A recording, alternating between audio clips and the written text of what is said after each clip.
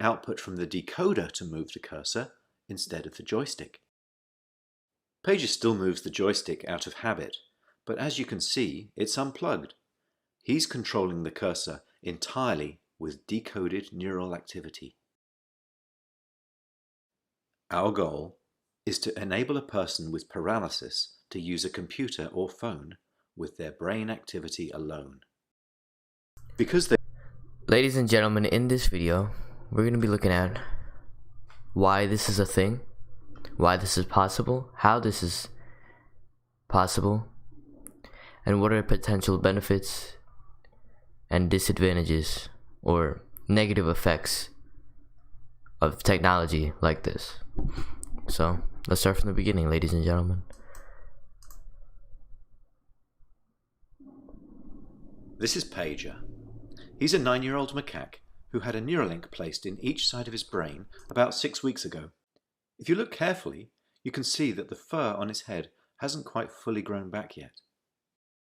He's learnt to interact with a computer for a tasty banana smoothie delivered through a straw. We can interact with the Neuralinks simply by pairing them to an iPhone, just as you might pair your phone to a Bluetooth speaker. They just connected a monkey's brain to an iPhone.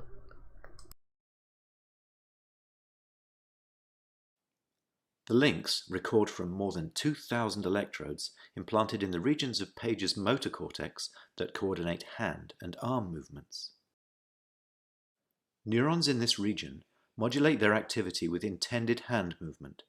For example, some might become more active when he moves his hand up, and others when he moves it to the right.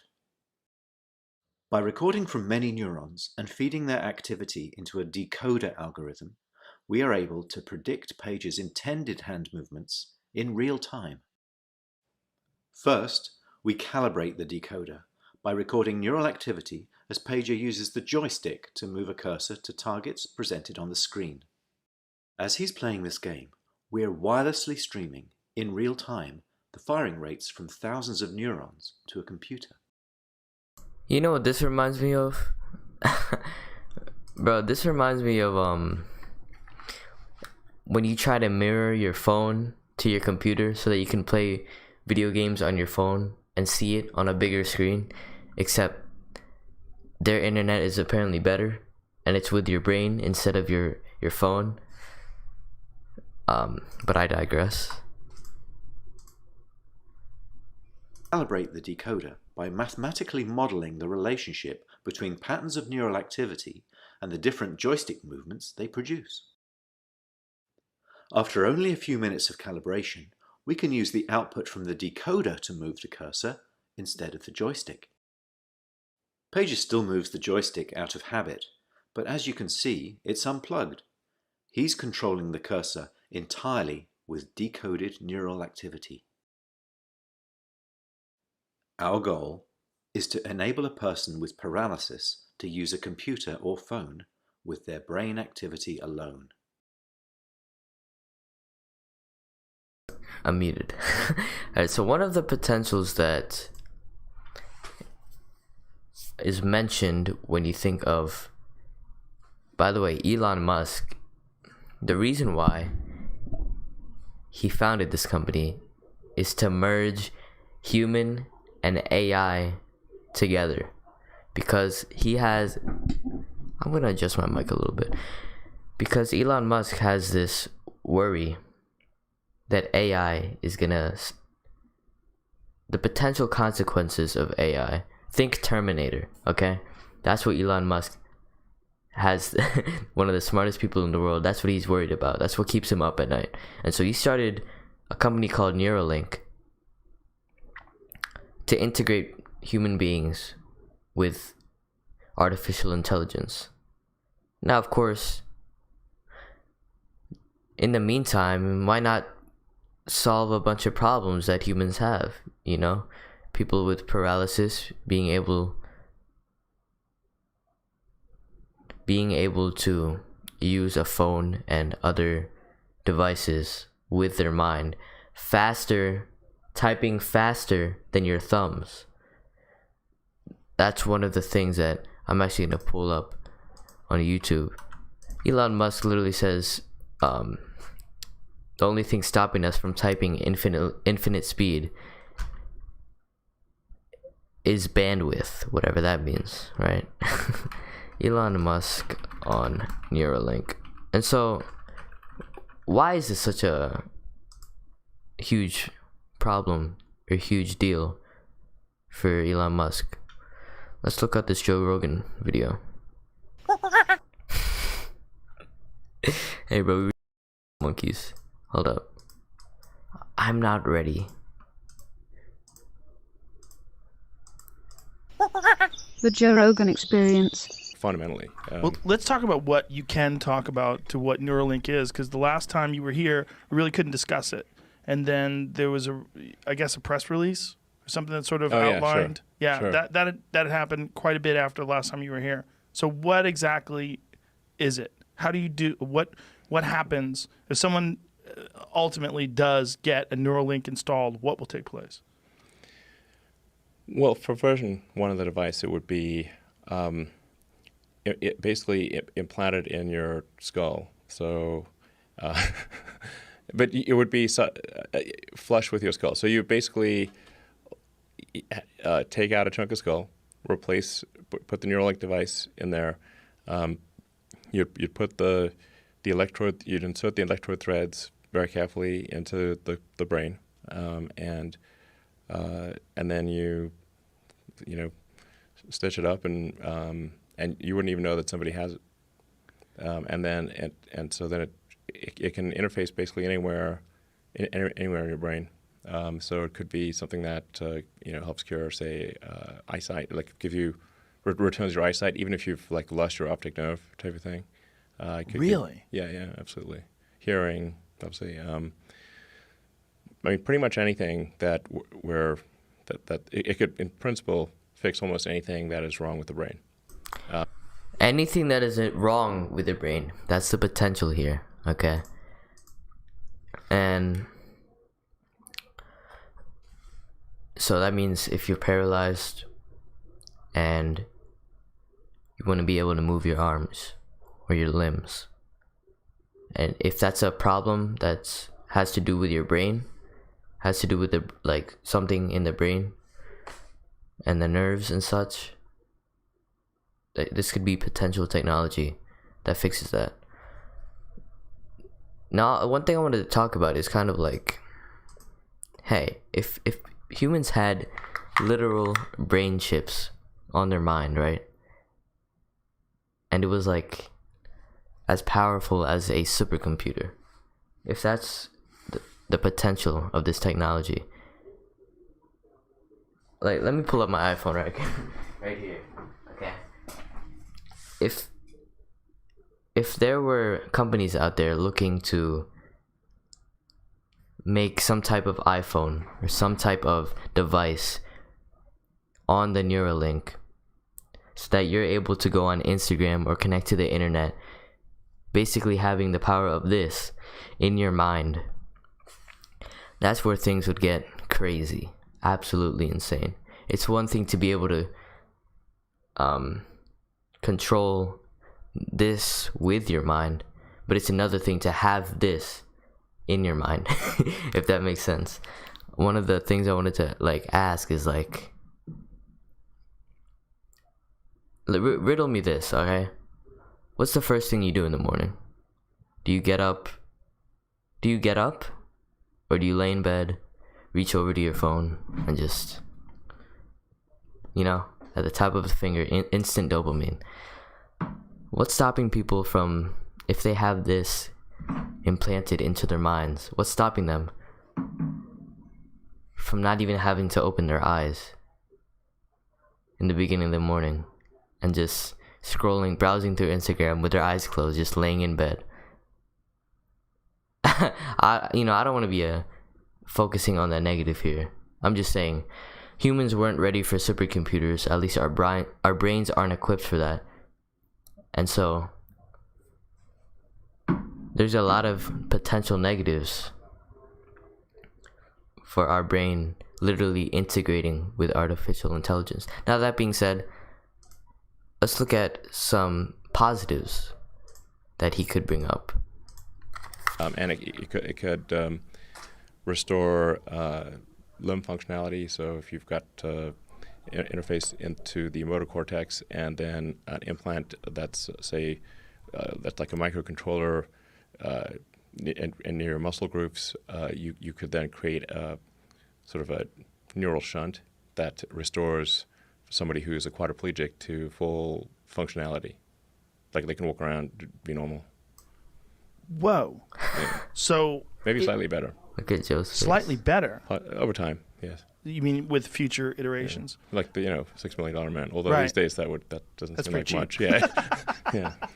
$6 billion man. Yeah.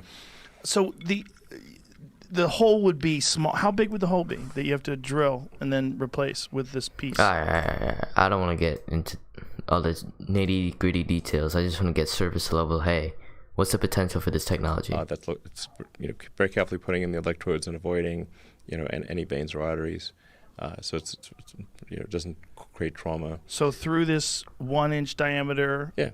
device. Everyone's gangster till you walk past a magnet. Think like what are like AI is getting better and better.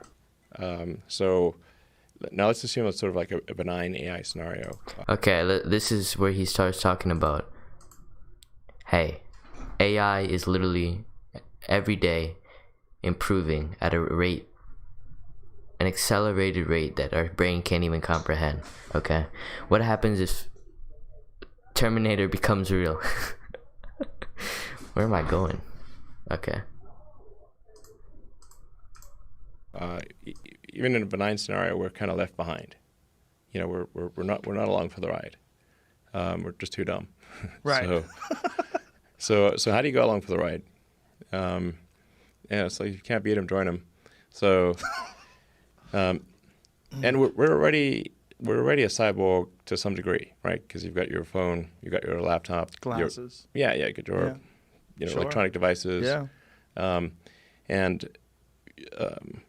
Today, if your phone, if you don't bring your phone along, it's like you have missing limb syndrome.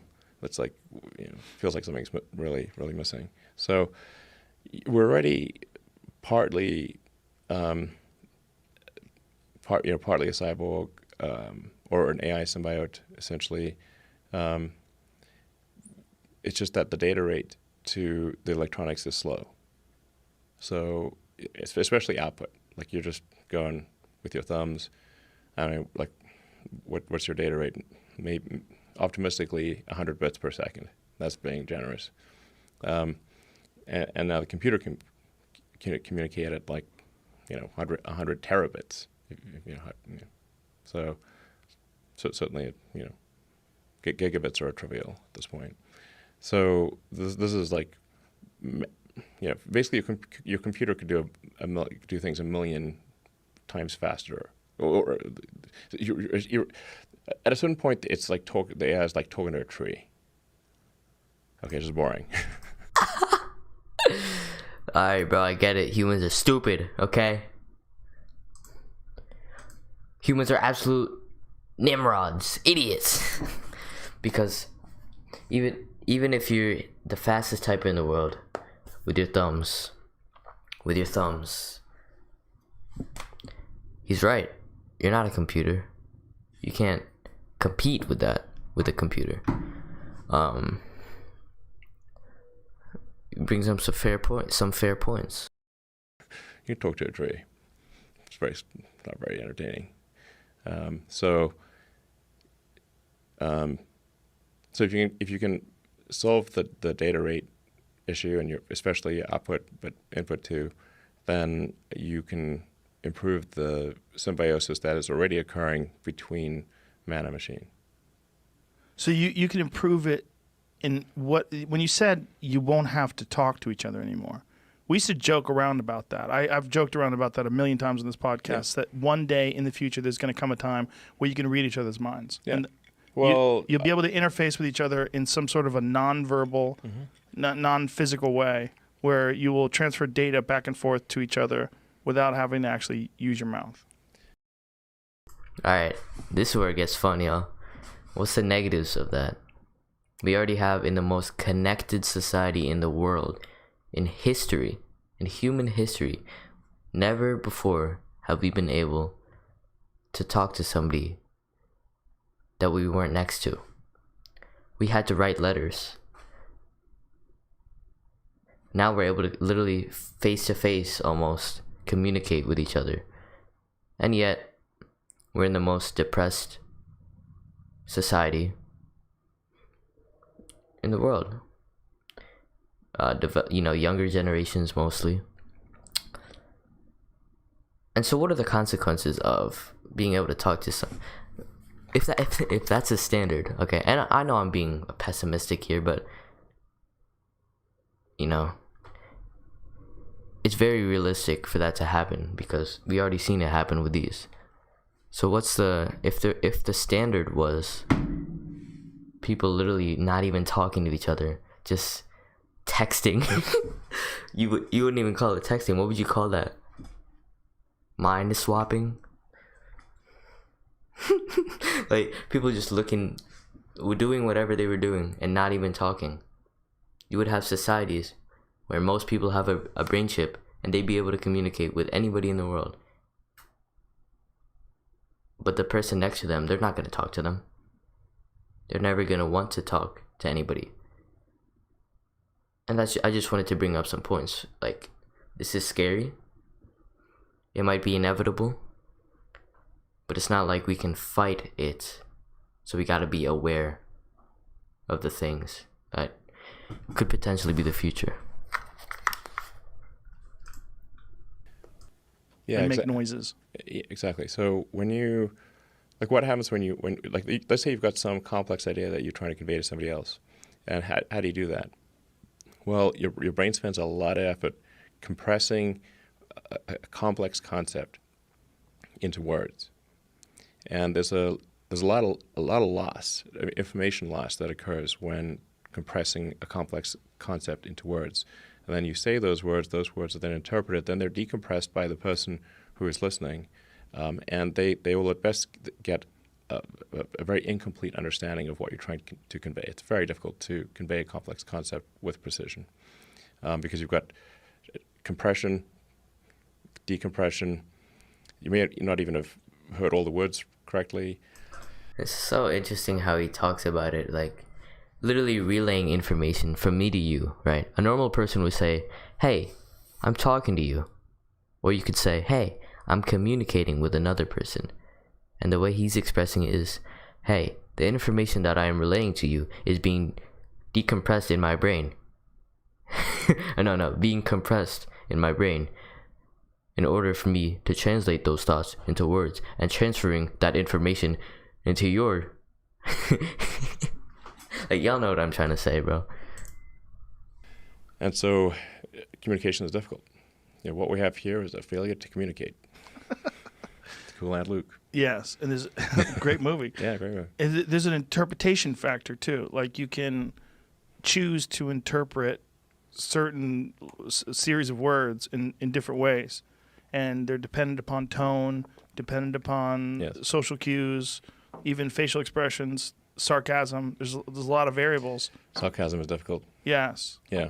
And so one of the things that I've said is like that there could be potentially a universal language that's created through computers that particularly young kids would pick up very quickly. Like my kids do TikTok and all this jazz, and I don't know what they're doing. They just know how to do it, and they know how to do it really quickly. Like they learn really quickly, and they show me how to edit things. And it's if you taught a child from first grade on how to use some new universal language, I mean, essentially like a Rosetta Stone, and something that's done that interprets your thoughts, and you can convey your thoughts with no room for interpretation. Mm-hmm.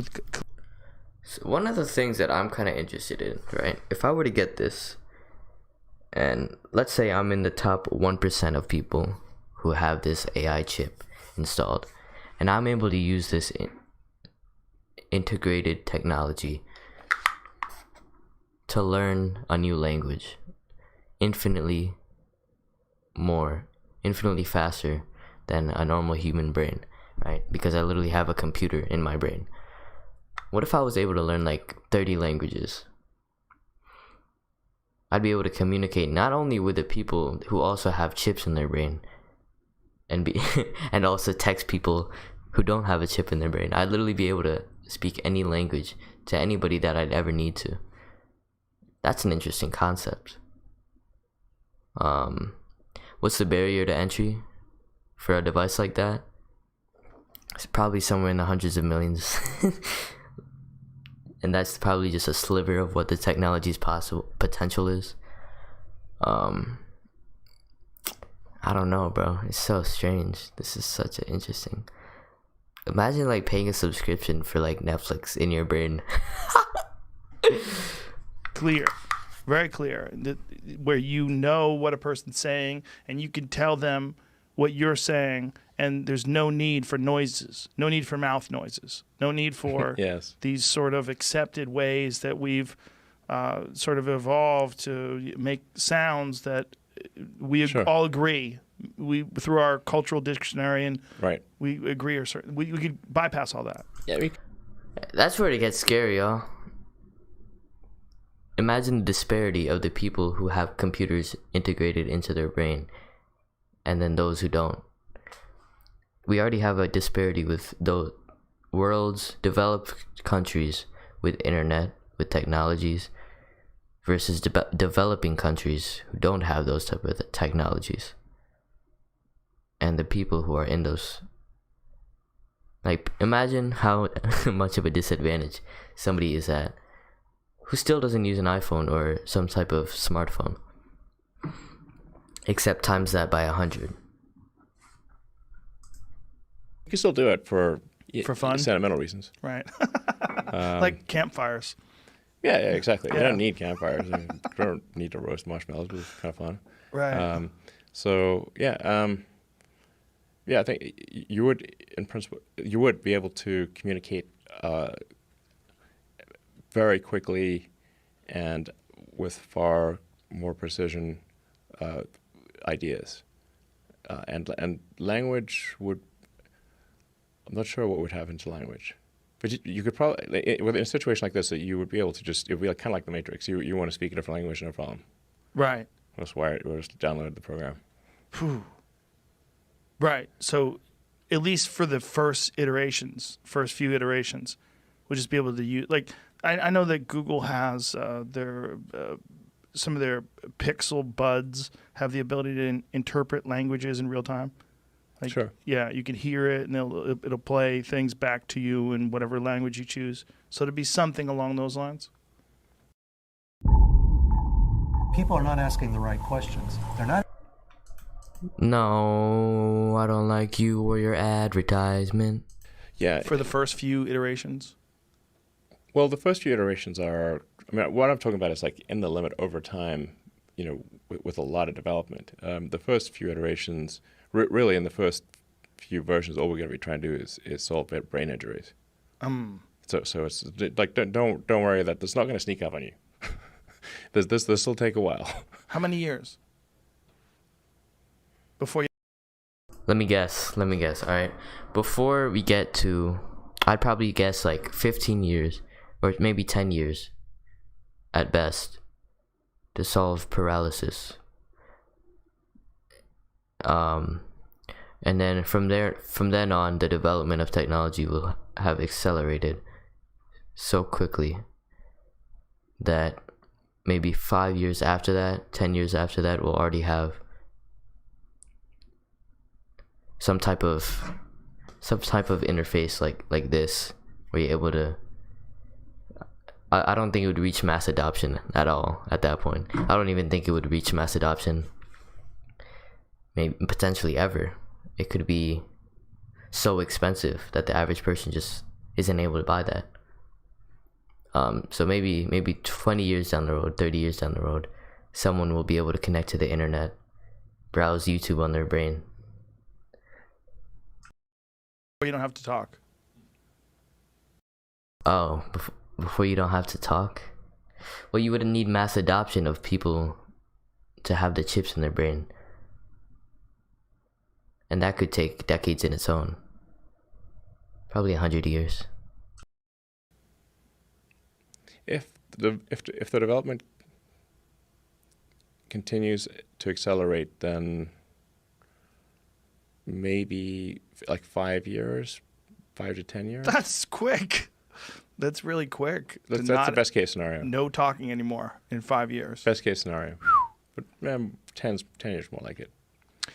I've always speculated that aliens could potentially be us in the future, because if you look at like the size of their heads and the fact that they have very little muscle and they're Well, there goes all my time horizons. Maybe 5 years, 10 years. Well, yeah, he never said mass adoption. He just said when the technology is capable of doing something like that. So that makes sense. Maybe. This shit's crazy, bro. Hey, if y'all enjoyed the video, subscribe, because we live stream every day, every weekday, to talk about technology, investments. Goodbye.